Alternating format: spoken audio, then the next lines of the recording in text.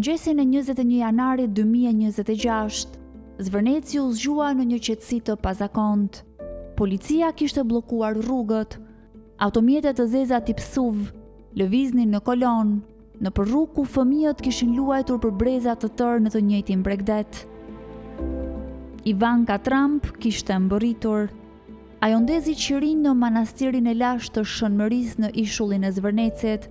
Ajo darkoi 2 herë me kryeministrin Edi Rama, fotografoi lagunën dhe fshatrat buzë Adriatikut, aty ku duket se edhe zotat vallëzojnë me flamingot, duke e kthyer në një nga zonat më të lakmuara të Shqipërisë.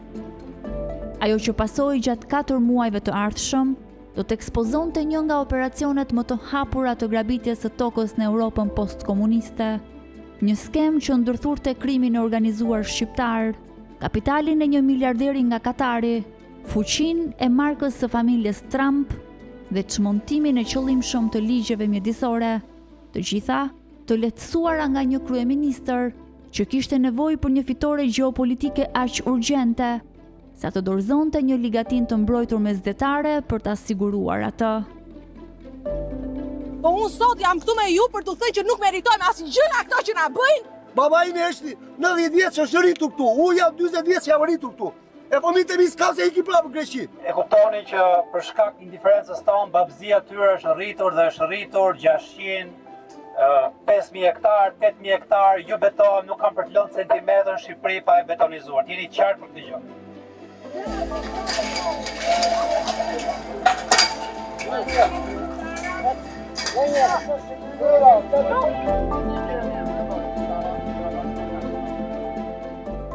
Minella Balliu është një prej rreth 250 kryefamiljarëve në Zvërnec që prej dekadash ende ndyrëve të gjykatave në kërkim të pronës së tyre, të cilën ata pretendojnë se ju është rrëmbyer nëpërmjet dokumenteve të falsifikuara dhe vendimeve të gjykatave.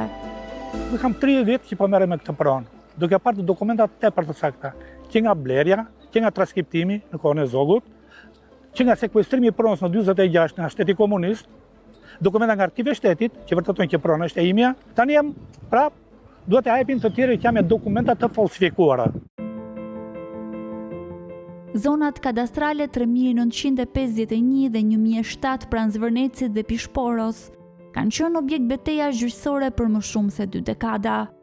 Banorët pretendonin se i kishin trashëguar këto prona dhe i kishin rifituar ato në bazë të ligjit shqiptar për ndarjen e tokës pas komunizmit. Mes viteve 2006 dhe 2009, një seri vendimesh administrative rrëzuan këto pretendime dhe regjistruan pjesë të konsiderueshme të tokës në emër të Artur Shehut.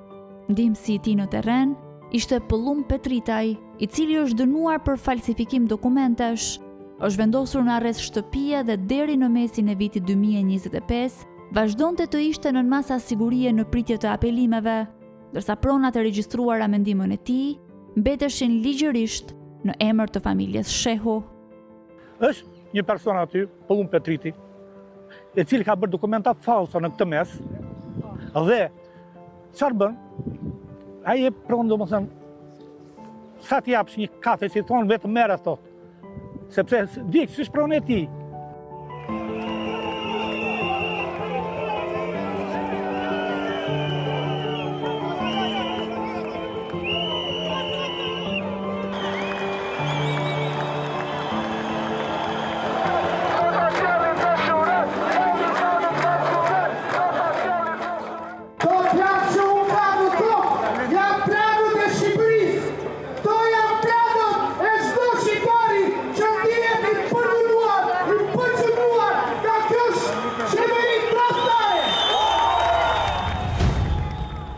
E shtrirë në brigjet e Vlorës, mes shkurreve mesdhetare, duna veranore dhe manastirit të Zvërnecit.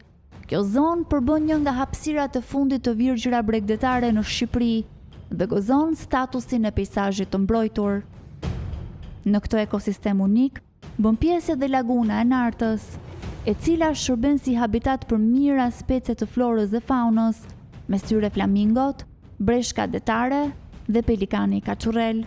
Por dokumentet e siguruara nga Shteg tregojnë se një pjesë e konsiderueshme e kësaj toke rezulton i regjistruar në pronësi të shoqërisë Albania Land Development, në pronësi të 2 vëllezërve nga Katari, Mutaz dhe Ramez Al Kayat. Përmes kësaj kompania, ata kanë blerë qindra hektar tokë në sipërfaqet ku është planifikuar resorti luksoz, që sipas kryeministrit Edi Rama, është bileta e Shqipërisë për në ligën e kampionëve të turizmit global. Resorti parashikohet të shtrihet në një sipërfaqe që përfshin jo vetëm ishullin e pavanuar të Sazanit, ishullin më të madh të Shqipërisë, por edhe laguna dhe habitate bregdetare brenda parkut kombëtar detar që e rrethon atë. 2 bashkëpronarët e kompanisë Power Holding nga Katari,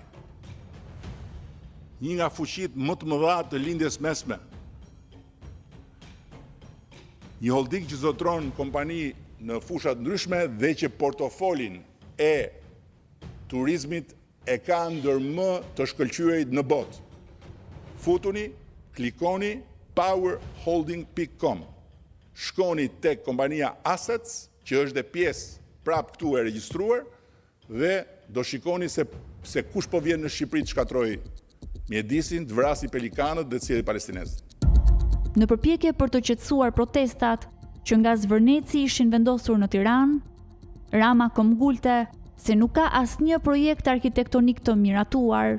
Leja e infrastrukturës e dhënë në prill 2026 ishte thjesht për rrugë kalimit të përkohshme që studiot mjedisore të vendosnin pajisje për të studiuar biodiversitetin. Resorti i planifikuar pritet të shtrihet në një territor të gjerë që përfshin lagunat dhe habitatet bregdetare që bëjnë pjesë në parkun kombëtar detar përreth tij, një zonë me rëndësi të veçantë ekologjike. Pakënaqësia publike u përshkallëzua në zemërim të hapur, kur në zonën e Zvërnecit nisën punimet për vendosjen e një rrethimi me bazament betoni dhe tela me gjemba.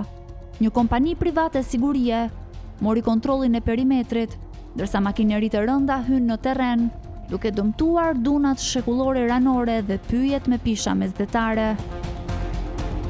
Në një nga përplasjet mes protestuesve dhe forcave të sigurisë, një qytetar u kap me forcë nga rojet dhe u tërhoq zvarr, një skenë që u përhap me shpejtësi në rrjetet sociale dhe mediat vendase. Ndërkohë, në kryeqytet, protestat morën për masa masive.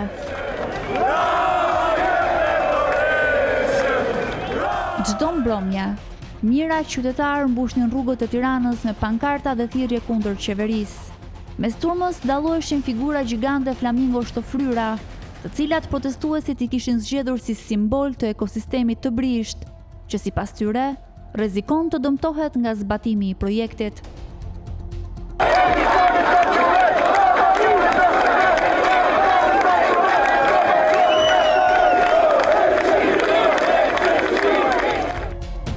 Që nga nisja e protestës së parë, kryeministri Edi Rama ka mbrojtur projektin si një pikë kthese në transformimin e Shqipërisë nga një shtet me trashëgimi staliniste drejt një destinacioni turistik elitar. Ai propozoi të martën një takim me protestuesit në një përpjekje për të ulur tensionet. Megjithatë, Rama ruajti të njëjtin qëndrim të prerë ndaj projektit, se ai nuk do të anullohet deri në ditën që ai do të jetë kryeministër. Nuk ka asnjë shans që investimi të ndalojë sa kohë unë do jem këtu. Investimi është lidhur publikisht me kompaninë Affinity Partners të Kushnerit dhe investitorët nga Katari, ndërsa leja e zhvillimit është miratuar për kompaninë Zvërnet South Adriatic Development. Por investigimi i shteg tregon se kompania zhvilluese është vetëm maja e një strukture shumë më të gjerë, e ndërtuar përmes kompanish Guack në Holand dhe jurisdiksione offshore. Aranita Brahaj, drejtore e Open Data Albania, shpjegon se si kompanitë Guack nuk janë transparente në shfaqjen e pronarëve fundor të një kompanie. Në Republikën e Shqipërisë ne kemi një regjistër të biznesit i cili gjykohet që ka pronësi direkte transparente. Por kur pronësia direkte e një kompanie, pra pronari i parë i kompanisë, është i regjistruar më tej në një vend ku regjistri nuk është transparent por është mbyllur, mund të jetë shell apo mund të jetë dhe vend offshore, atëherë apo parajsa fiskale siç njihen disa të ngjashme, atëherë jemi në pikpyetjen që cila është kompania, kush janë pronarët dhe kush janë interesat e tyre. Investigimi nxorri në pas e pas vërnet South Adriatic Development gjende një tjetër kompani në një strukturë që ekspertët e quajnë matrioshk, ku pronësia kalon nga një kompani tek tjetra, duke e bërë gjithnjë e më të vështirë identifikimin e interesave reale që qëndrojnë pas investimet.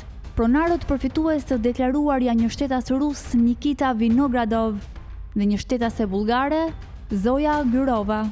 Por, ato nuk shfaqen si investitor të njohur në sektorin turistik apo të pasurive të paluajtshme.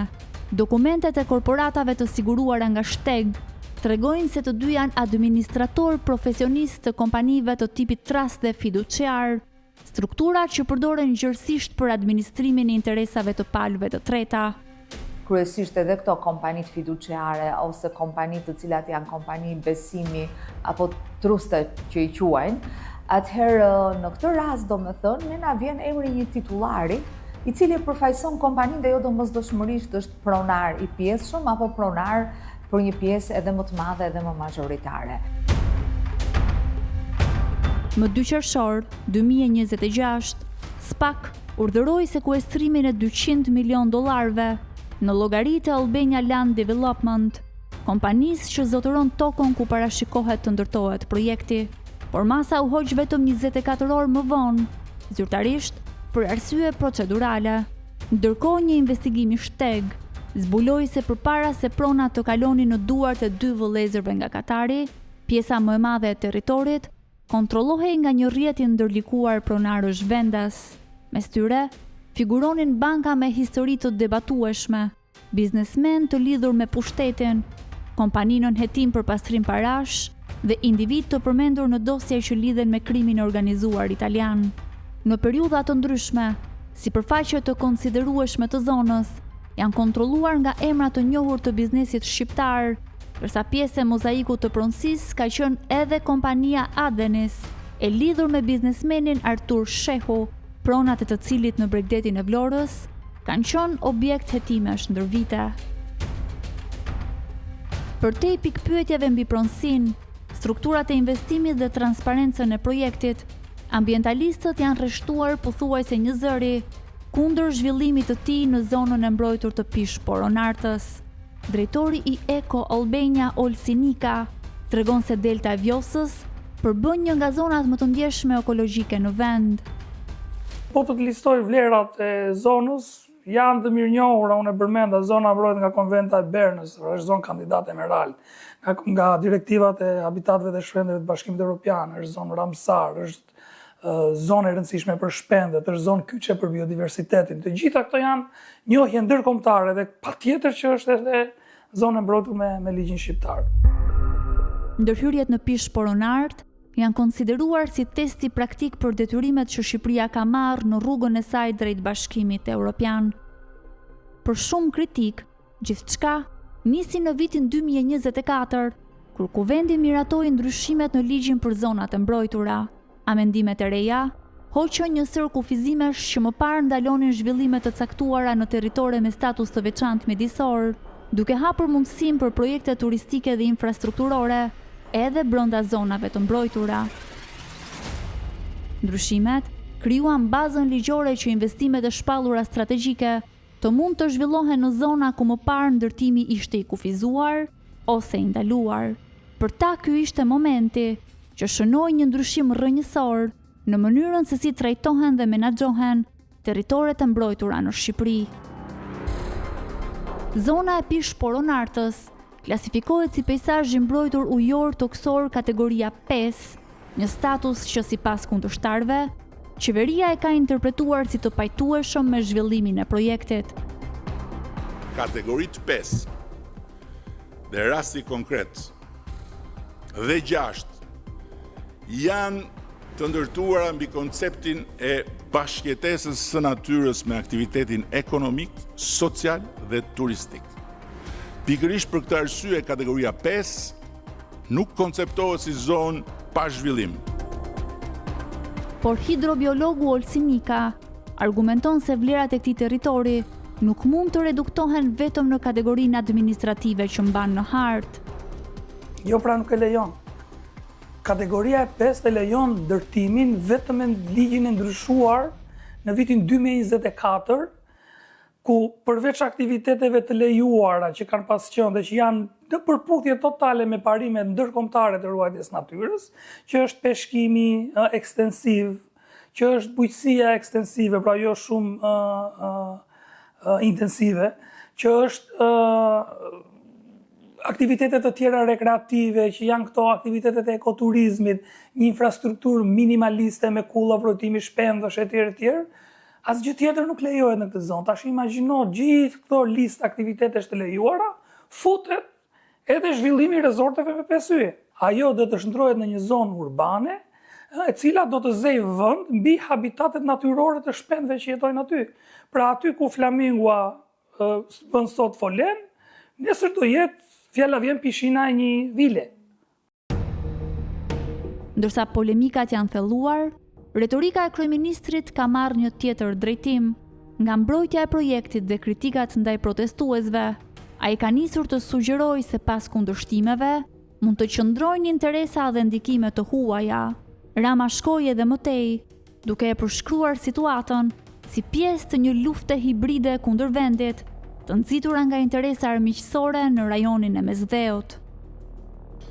We are in a hybrid war. Albania is under attack from enemies that we know very well. It's under attack from competition that it's very, very strong in our part of the Mediterranean. Shqipëria është kthyer në vitet e fundit në një destinacion gjithnjë e më të kërkuar turistik, të shtyr nga peizazhet e saj natyrore dhe kostot e ulta të udhëtimit. Në këtë transformim të shpejt, mbështetësit e projekteve të mëdha turistike argumentojnë se tërheqja e investitorëve të nivelit të lartë është një domosdoshmëri për të shmangur presionin e turizmit masiv dhe zhvillimit të pakontrolluar. Por për kritikët, e njëjta dinamik ka prodhuar një tjetër realitet, një debat gjithnjë e më i ashpër mbi mënyrën se si po zhvillohet vendi dhe mbi kufirin mes investimit dhe ndërhyrjes në hapësirat natyrore. Ndaj ajo që shihet çdo ditë në rrugët e Tiranës nuk është thjesht një përplasje për një projekt miliona eurosh, por një debat më i gjerë për mënyrën se si zhvillohet vendi dhe kush e përcakton drejtimin e tij.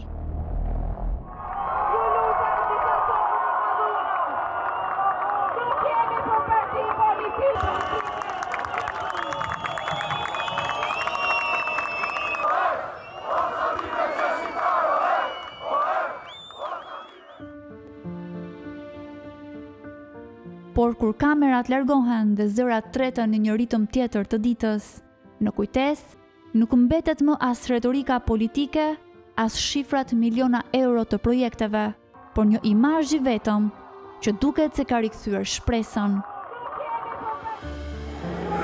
Ajo që nisi si gest ironik, u ngjit shpejt në një gjuhë kolektive, flamingoja, simbol i një peizazhi ku qielli dhe uji nuk kanë kufinj, u shkoput nga habitatet dhe u kthye në metaforë të një vendi që nisi të protestojë për veten, për tokën, për ujin, për kufirin mes zhvillimit dhe humbjes.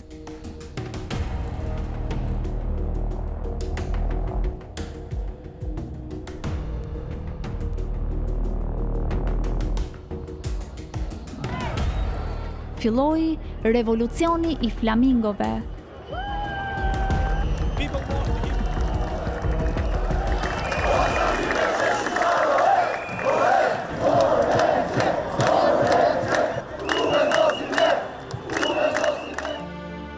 Nga brigjet e ulta të lagunave të kripura, ku toka dhe uji humbasin kufijtë e tyre, flamingot u shndërrua në një vit ndarse mes dy vizioneve për Shqipërinë.